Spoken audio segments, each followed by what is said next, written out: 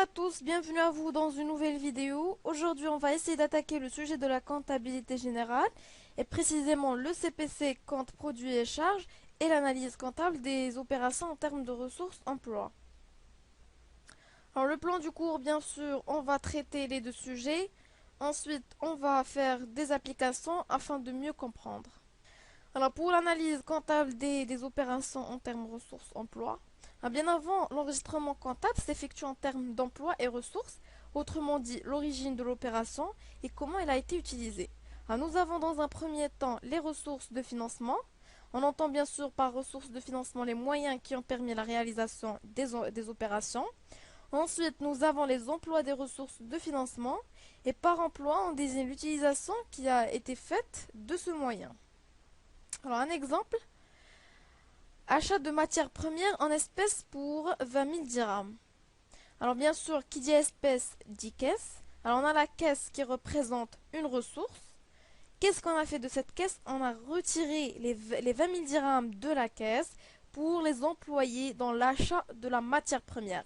Donc l'achat de matière première représente l'emploi et la caisse les ressources. Passons à une application. Alors on a pour commencer son activité commerciale, le commerçant Mimoun a effectué les opérations suivantes. Vente de marchandises ayant coûté 3 000 dirhams pour un montant de 2 500, réglé 1 500 dirhams par chèque, le reste à crédit.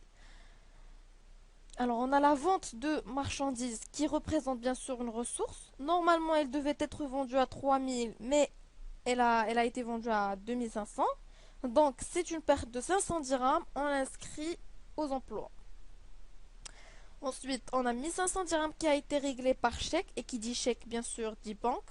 Donc la banque, 1 500. Le reste à crédit, alors à crédit, ça veut dire client. Ça veut dire le compte client. Donc client, 1000 dirhams, on inscrit aux emplois. Alors on a retrait de la banque pour alimenter la caisse, 20 000 dirhams. Alors on a la banque comme étant une ressource. Qu'est-ce qu'on a fait de la banque? On a retiré les 20 000 dirhams, on a fait un retrait de 20 000 dirhams de la banque. Pourquoi? Pour alimenter la caisse. On a déposé les 20 000 dirhams dans la caisse. Donc la caisse représente les emplois. Alors on remarque depuis ce tableau que les ressources et les emplois montrent que la somme des emplois égale à la somme des ressources. Cette égalité est vérifiée aussi bien pour l'ensemble des opérations que pour chacune des opérations. En gros, l'égalité des ressources emploi traduit simplement le principe selon lequel toute ressource est nécessairement employée. Passons maintenant au cours du CPC, compte de produits et de charges. En premier temps, on va définir le CPC. C'est un état de synthèse, tout comme le bilan, qui décrit bien sûr en termes de produits et de charges les composants du résultat final. Alors le CPC constitue en quelque sorte le film de l'activité de l'entreprise pendant une période donnée. Entre parenthèses, l'exercice comptable, c'est le second état de synthèse prévu par le CGNC. Alors le CGNC, c'est le Code général de la normalisation comptable mis en place par le DAHER du 25/12/1992. Je ferme la parenthèse et je passe aux comptes de produits qui sont en trois types. On a produits d'exploitation, tels que les ventes de marchandises, les ventes de biens et services, immobilisations produites par l'entreprise elle-même, etc. On a les produits financiers, tels que les produits des titres, les gains de change, escomptes obtenus, intérêts reçus, etc. Puis les produits non courants, tels que les produits de cession des immobilisations, les dons reçus, etc. Maintenant, les charges sont en trois catégories aussi. On a les charges d'exploitation, c'est que les achats revendus de marchandises, les achats consommés de matières et fournitures, location et charges locatives, primes d'assurance, etc. Et on a les charges financières, les intérêts des emprunts, pertes de change, escomptes accordés. On a les charges non courantes, comme les subventions accordées par l'entreprise, les dons accordés, les pénalités à infraction, etc. Alors passons maintenant à la structure du CPC. Alors, le compte de produits et de charges constate les charges et les produits de l'exercice classés en fonction de leur destination dans l'entreprise. Les produits génèrent des ressources de financement pour l'entreprise et les charges entraînent des emplois. Alors, les produits sont donc au crédit des comptes correspondants alors que les charges sont au débit des comptes intéressés. Alors, nous pouvons aussi parler pour les produits de ressources internes ou d'enrichissement et pour les charges d'emploi définitif ou d'appauvrissement. Alors, le CPC se subdivise en trois parties. Alors, on a les opérations d'exploitation. Dans cette rubrique, constate les charges et les produits réalisés dans le cadre de l'objet de l'entreprise. Les charges d'exploitation constatent l'acquisition de biens et de services destinés à la production dans le cadre de l'objet social de l'entreprise. Les produits d'exploitation enregistrent les opérations effectuées pendant un exercice. Ils comprennent les facturisations des biens vendus et les encaissements aux créances des produits et services. Je passe aux opérations financières.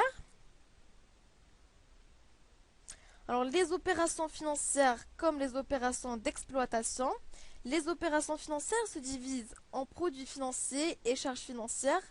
Le niveau financier reprend tout ce qui est en rapport avec la trésorerie, les charges financières, enregistrement intérêt, les escomptes et le coût de la trésorerie en devise. Alors, les produits financiers reprennent le revenu des placements, les escomptes obtenus et revenus de la trésorerie en devise. Maintenant, les opérations non courantes. Alors, ils regroupent toutes les charges et tous les produits exceptionnels, bien sûr qui ne figurent ni dans les opérations d'exploitation, ni dans les opérations financières. Alors, les opérations non courantes sont divisées en trois.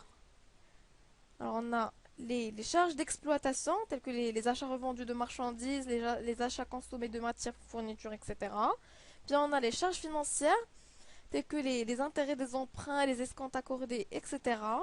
Et dernièrement, on a les charges non courantes, telles que les subventions accordées par l'entreprise, les dons, les pénalités à infraction, etc. Alors, à ne pas oublier, on enregistre dans les comptes de charges toutes les opérations qui entraînent un décaissement présent au futur d'une entreprise pour acquérir des biens ou services qui seront bien sûr consommés dans le cadre de la réalisation de son activité. Aussi, toutes les opérations hors objet social qui appauvrissent l'entreprise.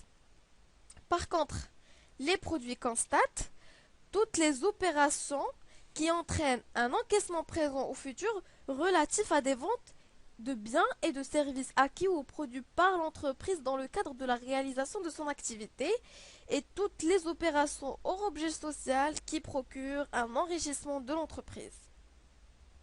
Alors, il fonctionne de la manière suivante. Les charges, c'est à débiter et les produits, c'est à créditer. Alors, une application afin de mieux comprendre. L'entreprise de négoce de Ben Salim a réalisé les opérations suivantes. Premièrement, on a vente de marchandises 8000 dirhams, achat de marchandises 6200, charges de personnel 400, impôts et taxes 40, autres charges externes 130, charges financières 90, stock de marchandises au début de l'exercice 0, stock de marchandises à la fin de l'exercice 500, produits exceptionnels cession d'un matériel 660 et charges exceptionnelles 300. Alors voilà. Alors pour les produits d'exploitation, on a juste la vente de marchandises qui représente 8000 dirhams. Donc le premier total c'est 8000. Puis passons aux charges d'exploitation, on a les achats revendus de marchandises. Alors les achats revendus de marchandises c'est à calculer. On met achat de la période plus stock initial moins le stock final qui nous donnera un résultat de 5700. Puis les autres charges externes, on a 130 dirhams. Les impôts et taxes 40, charges de personnel 400. Total 2, c'est 6270. Alors le résultat d'exploitation, c'est total 1 moins total 2, qui nous donne un résultat de 1730. Alors pour les produits financiers, c'est 0. Charges financières, c'est 90. Le résultat financier, c'est produits financiers moins charges financières, qui nous donne un résultat de négatif de moins 90. Pour le résultat courant, c'est résultat d'exploitation plus résultat financier, qui nous donne un résultat de 1640. Les produits non courants, c'est 660, les charges non courantes 300. Pour le résultat non courant, c'est produit non courant moins produit courant qui nous donne un résultat de 360. Ensuite, on a résultat avant impôt, c'est résultat courant plus résultat non courant qui nous donne un résultat de 2000 dirhams. Ensuite, les impôts sur le résultat qui ne figure pas dans l'exercice. Et résultat net d'impôt, c'est 2000 dirhams. Merci pour votre attention. J'espère que vous avez bien compris. Je vous dis à bientôt et à une nouvelle vidéo, Inch'Allah.